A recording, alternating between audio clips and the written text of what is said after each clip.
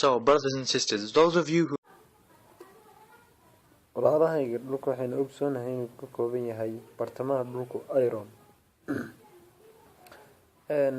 haddaba waqtigii rasuulka sallallahu alayhi wasallam lama aqoonin wuxuu ka kooban yahay dhulku saadartii technology maanta waxaynu ogaanay inuu ka kooban yahay dhulku iron haddaba sida runta alxamdulillah quraanka kariimkaas maanta technology marka la isticmaalo waxa la ogaaday inuu dhulku ka kooban yahay iron sida darteed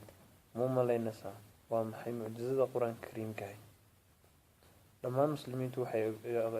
aaminsan 114 suurad in quraanka ka kooban yahay 114 suurad marka loo qaybiyo 750 haddaba suuradda 750 waa suuratul xadiid weeyaan iron subhanallah mucjizada quraanka waa taas dadka qaar badan koodin ayna garanaynin